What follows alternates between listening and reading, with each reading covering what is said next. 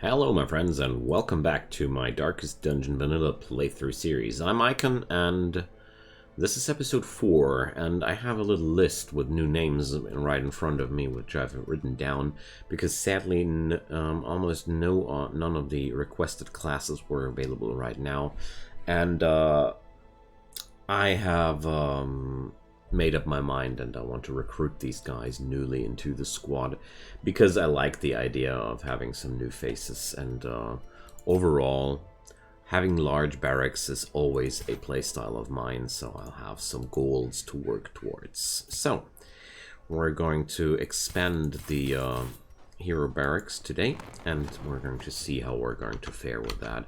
Of course we're going to get 2 dungeons today done, and apart from that, I haven't thought about that more. So I'm going to pick up my good old friend, the Bounty Hunter. I love that class. Such a powerhouse. I want to have back my Shield Breaker because I love to have one of each kind. And we get the Antiquarian now onto our roster as well. Love it. Antiquarian is a little bit quirky, but I really do like this character class a lot. Okay, so let's see what we're going to do today. And as usual, I'm going to decide according to the trinkets. I don't like this too much. This is good for sales. Damage versus blighted. That's a pretty nifty thing. I mean, it's only 20%. The common charms are usually just blah. To put it into an efficient word there, blah. But I don't mind. I hope you don't mind. So I guess we're going to go today for the good old Necromancer Apprentice, because that Bounty Hunter is that Wounding Helmet is a pretty nice item for the Bounty Hunter. The move and stun skills are not necessarily the skills I use mostly, and 25% more damage, that's a good one. So we're going to take down a Necromancer today. That's it. So to take that, we're going to sort our friends by level. These are perfect opportunities to bring our higher ranking friends with us. I'm not going to bring Dane into this fight because Highwaymen are surprisingly bad into Undead. We're of course bringing Renault, the Kleptomaniac Crusader. I can't rename him because Renault the Kleptomaniac Crusader fills a very important plays a very important part in my personal headspace of the Darkest Dungeon. And let's proceed. We got no support so far. So Papa is pretty worn down. Can somebody please take care that he's going to relax somewhere? Or is that not... Oh, he's a man of culture. I see. Whatever. I want to give my people here a little bit of relief. Mortimer is pretty roughed up too. Okay, it's quite costly, but it's okay. If I would be min-maxing, I would be playing differently, but I don't play min-max. We're bringing Moncanisi. I think that's a pretty good support. And now I need something for the second slot. I think I'm going to stick with my friend, the good old Plague Doctor. That's a setup I really like. Going to go with that. We're going to go with that. Alright, so let's see if I can upgrade the equipment. And this procedure is for me something I kind of like always do. This is a core procedure of my game experience to check out if I always upgrade only the people I take actively onto a mission right there, because the money rarely is sufficient for more than that. So I try and spend my money sparingly. I need to upgrade the blacksmith next because I have people which are eligible for better gear, but I have not upgraded the blacksmith yet. I went for a bigger roster mainly because I wanted to fill in the name wishes. I don't regret anything. So for the Necromancer, I always like to bring large amounts of food for firewood missions, because it always is just, it's always a lot easier with that if you have a lot of food. So keys for the catacombs are for me a pretty important thing. I don't want that anti-venom, but well, 2 medicinal herbs should be sufficient. Okay, let's get going. And if you want to support this series and if you want to support my work, drop a subscription down below. You can turn on the notifications if you feel like it. I don't mind if you don't. What's most important for me is enjoy more Darkest Dungeon, but that was a very, very good way of bringing around the good old loading screen. I'm quite sad that our friend the narrator can't join us during this series, because I really love the narrating voice of that game, but I tried recording alongside with the narrator and I can't put it into different words, but this guy just takes too much attention. So I'm pretty sure the Necromancer will be found here. So I'm going to take this direction first. The dungeons with firewood are actually most of the time easier than the short ones. It's quite paradox, but camping is so strong in this game. You can heal up people, you can tend stress pretty well during campfire situations, and overall I'm personally having the experience or the impression that I end up with less stressed party members in medium length dungeons. I don't know how it's for you. Leave me a comment down below. I'm really curious about that, because I never went too deep into the, I would say, well, technical and nerd knowledge of the game. Like, there's always some part of the gaming scene which goes for min-maxing and technical details, especially in the turn-based strategy scene. I admire these people for their brains. So, there's the real boss here. We could go for that, but I'm noping this out again. I don't feel like going for this nasty situation. In case if you're new to this game, which might be the case, this is one curio which triggers one of the nastiest boss encounters you can imagine for the game. So it's quite insane, and I'm pretty sure I'm going to ride with it, because whenever I have a team which is working out super good, I end up with going for these guys almost every run. So be sure we're going to go for some, I think it's called the Shambler. I can't remember the name right now, but something deep down inside me tells me it was the Shambler. Let's get into this fight here. We've got a madman to deal with.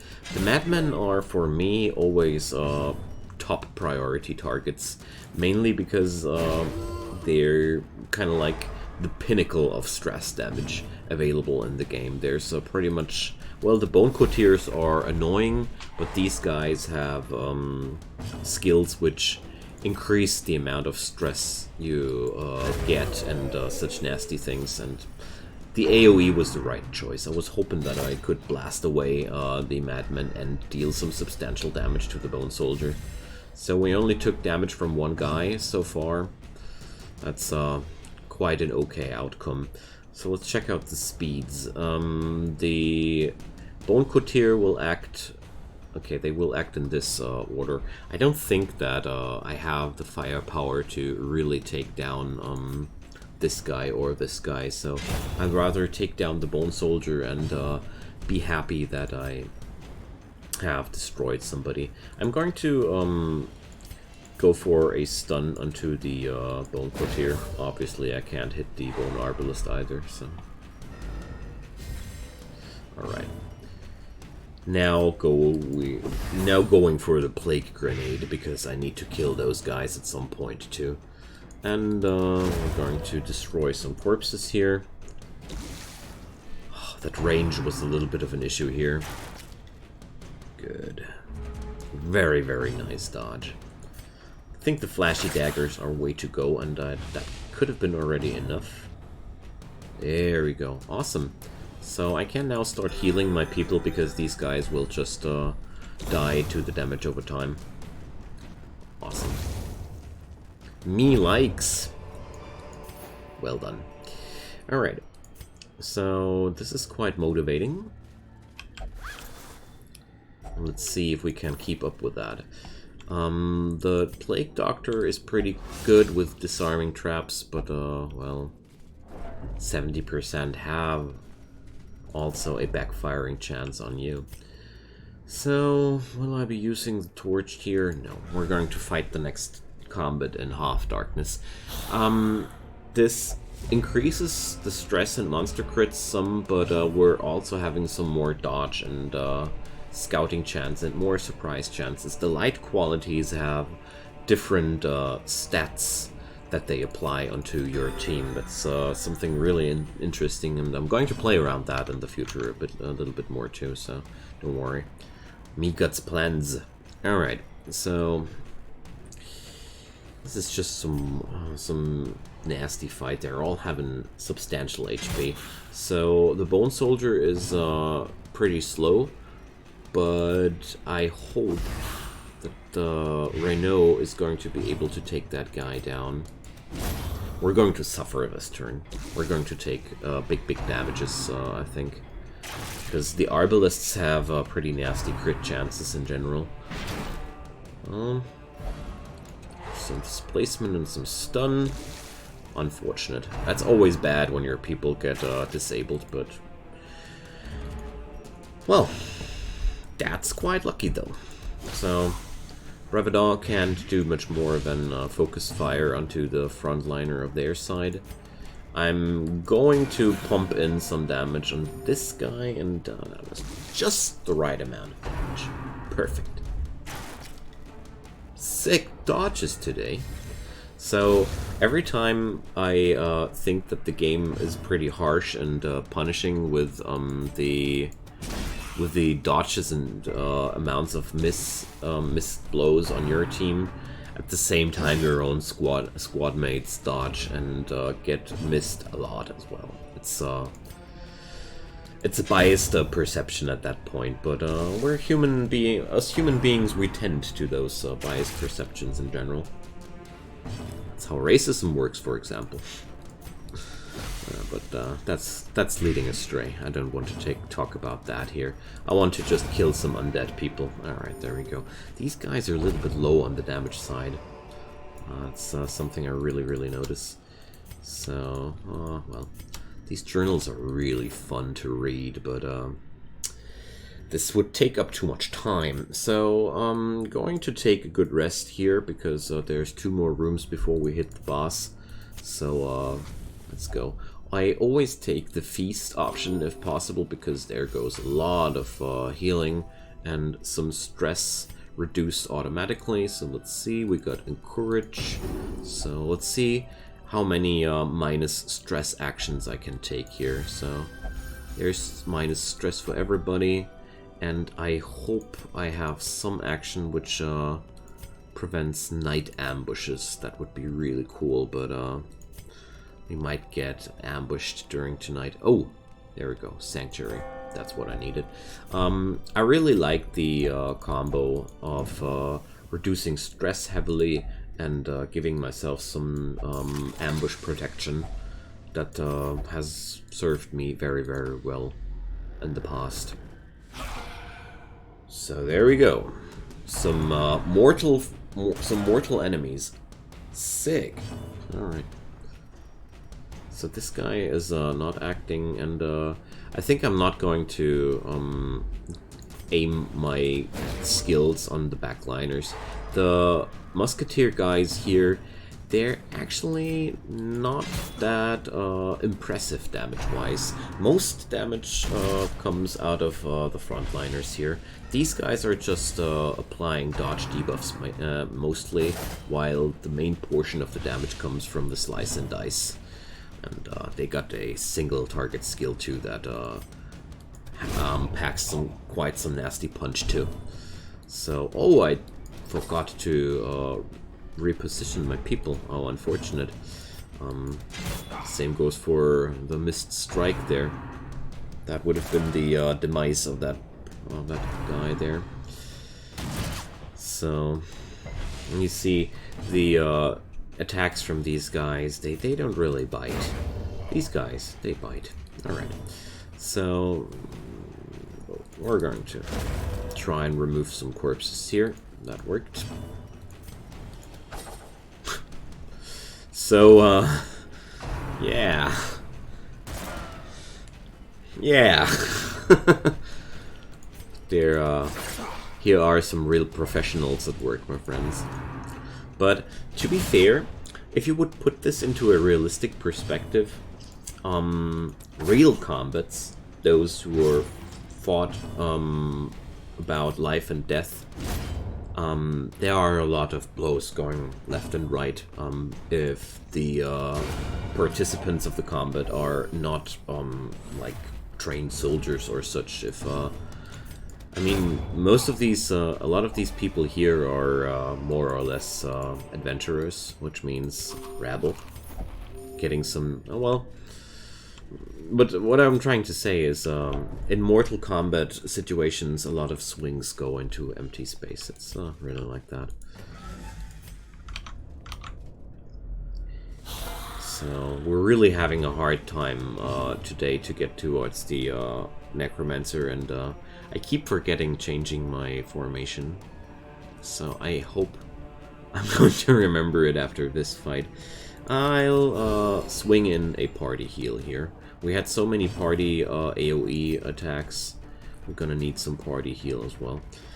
And I want to soften them up to give me a good chance to destroy their front line with Renault's AoE attack, because I can't kill the Arbalists and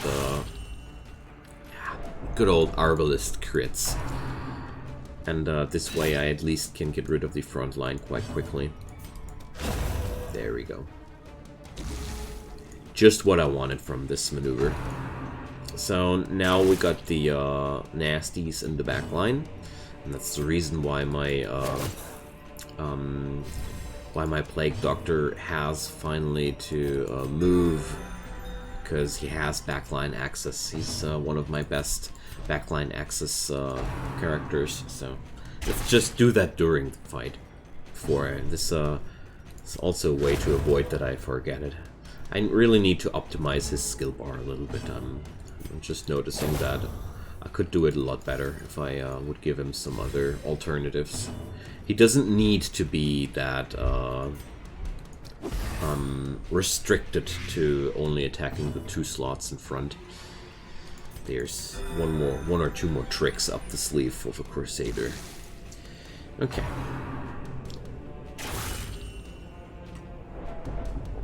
You know, I was talking about their pretty impressive crit skills a lot, and now we see them in action.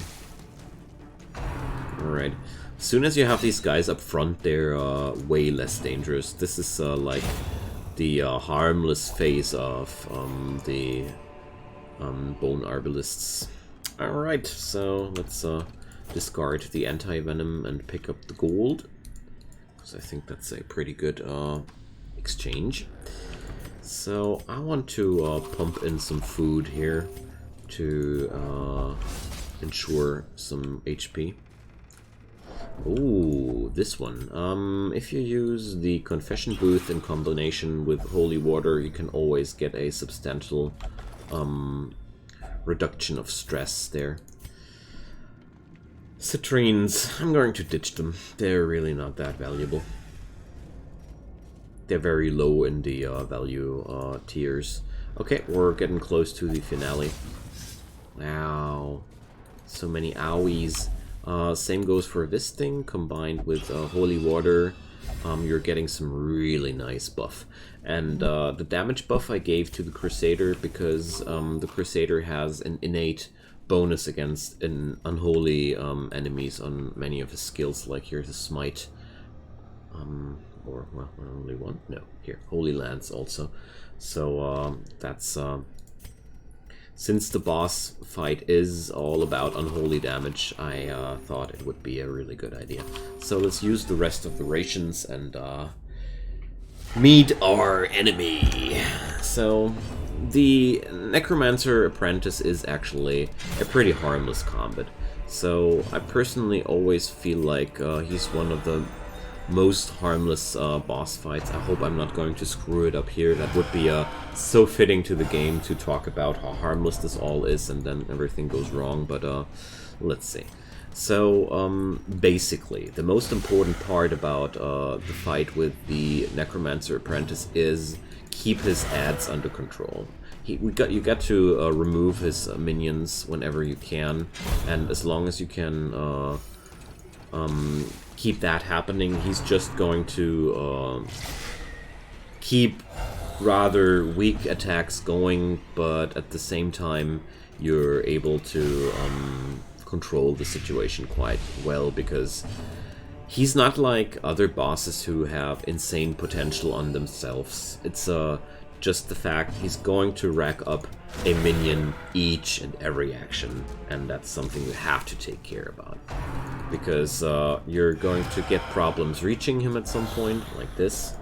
So last turn didn't go too well, so but that's no problem at all. Here we go. And I'm going to swap over now to the Plague Grenade. I keep racking up as much damage over time as I can muster up, because that's just a very, very powerful thing to do against him, since he's wandering ever back in the into the back slots. This way I'm keeping up the pressure, and he's gone in a few turns. So as you see, the damage is quite low. The amount of stress produced by his attacks is pretty nasty, though. That's nothing to underestimate, but as long as you're able to keep his minions under control and apply some damage over time, it's all good. So let's see, soften it up that Renault is able to take them down. There you go. And this way, all good. I always felt like this boss was the warm-up round for the actual boss fights of the game.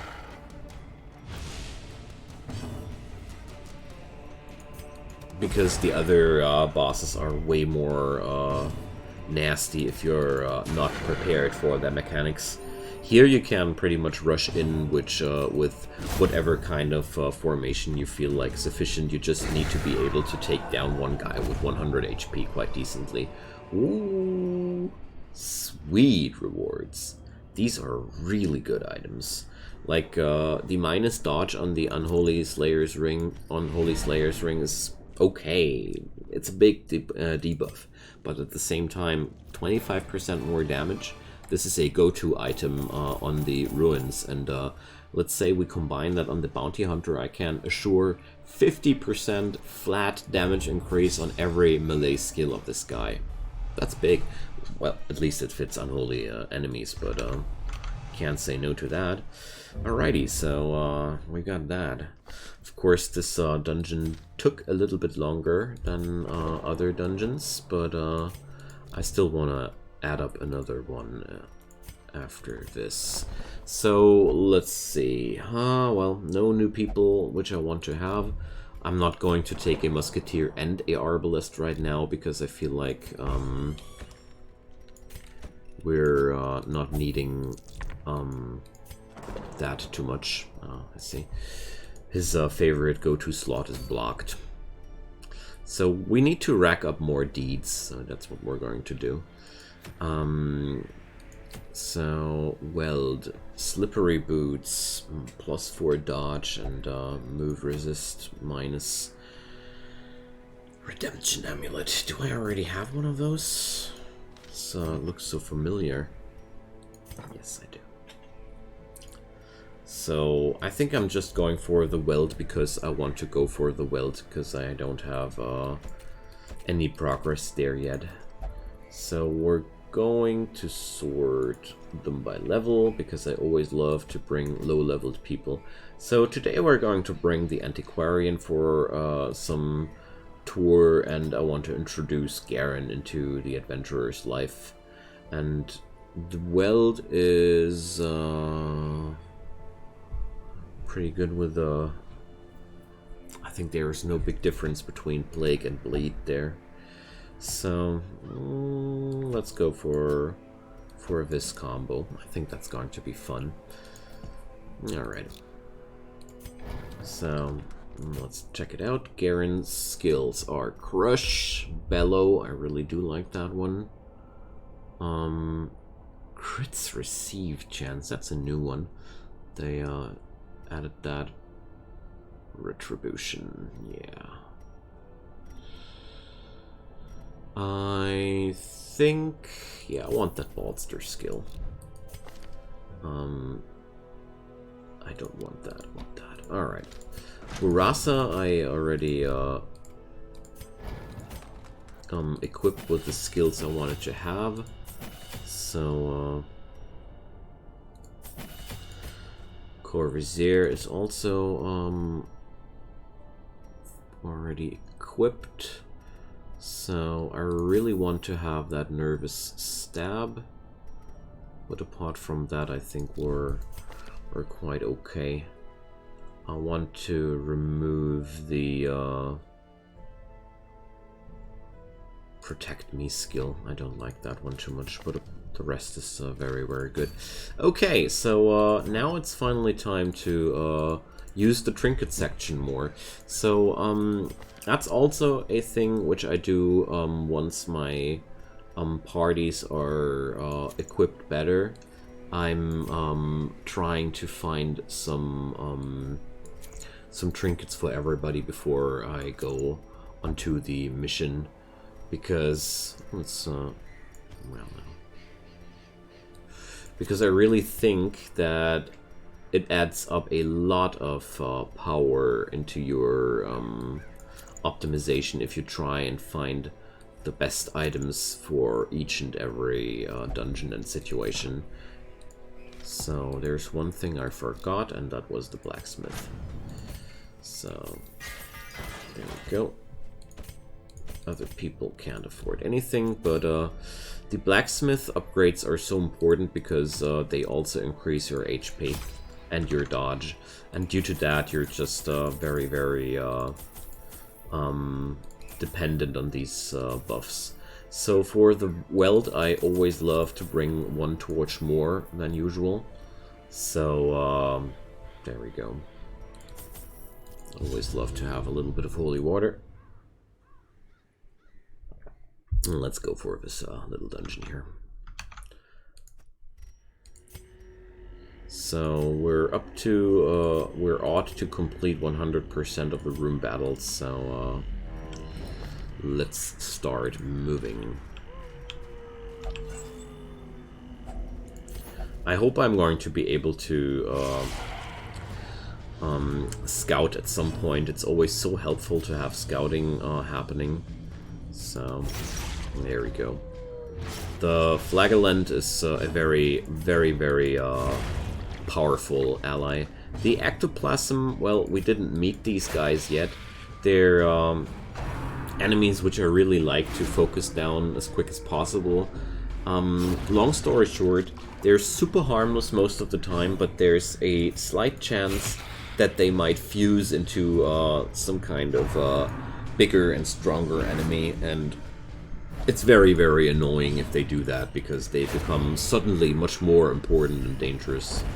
In the one situation they're completely irrelevant, and the next one you're just annoying you as crazy. So if you have a Antiquarian on you, the enemies will start dropping antiques, and that's your exchange for having this extremely weak person on your squad. So the Antiquarian is also increasing the max stack size of loot items, so that's also a really nice side effect. That one time that I think that I remember to restore the party order. Nutty. So, what I was trying to say the moment before, the skills of the Antiquarian are all basically super good skills, but they're just having low numbers. That's how the Antiquarian works. None of the skills of the Antiquarian are bad per se. They're just having low numbers. So I'm using here the Retribution skill that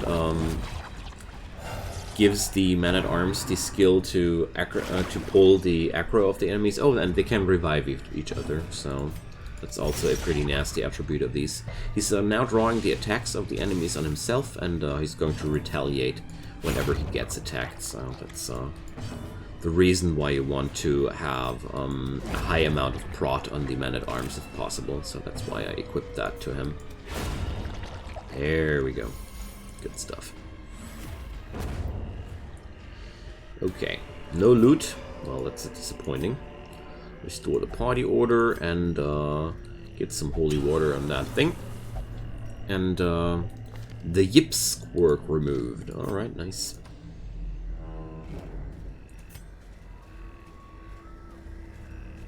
So that was this was the right turn to take.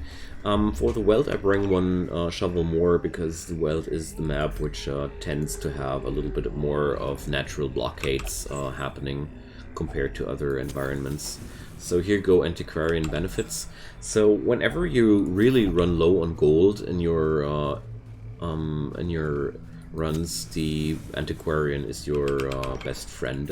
You can rack up so much money if you just take her onto easy missions. You really increase the amount of rewards by a big amount there. But you have to pay attention that your party works well together, because you're decreasing your firepower by a lot by taking the Antiquarian with you. I really like this class because it's a wonderful risk-reward game, and the developers of this game managed to create the Antiquarian in a way that she feels inferior to other classes combat-wise, but not like I'm regretting to have her on my squad. That's a really cool situation. I forgot to bring bandages, I think. If I remember correctly, it was bandages which are protecting you from that Curio. So, yeah. Slow reflexes. Yikes, that's a little bit of a harsh punishment here. So, yeah. So, we don't know which way to go, so either way is fine. Alright. Ha! Got a map now. So this was, in the end, the wrong turn. I don't mind. Hey, more stress for a poor Antiquarian. Sometimes when you move between rooms, new combats spawn on the map also. And walking through explored territory uses less torch burn time. Just the little things that you notice when you're playing this game too long. But it's pretty useful to keep track of these little things, because you can use them to your advantage. So I keep having a highlight ranking because I like to have the plus scouting and plus monster surprise and plus dodge bonus of the radiant light a lot. So a bunch of rabid gnashers. Well, could have been worse. Let's give them a nice Reign of Sorrows, because I have no chance of killing that squad in one go. And this way I have at least high hopes that we can take down part of that squad and get done with the rest later. So, there we go, part of the squad. I'm going to use the Retribution here again to try and lead as much fire as I can on Garen. Because it's just awesome to have somebody who's just retaliating on the attacks. So we gotta cure poor Garen from the rabies now. The marking though doesn't work perfectly. Ow. only 33% of the attacks got diverted. 50% now. Alright. Not bad. It would be too OP if it would just take every attack. Alright. So, one more stab. Alright. Okay, at least it bleeds.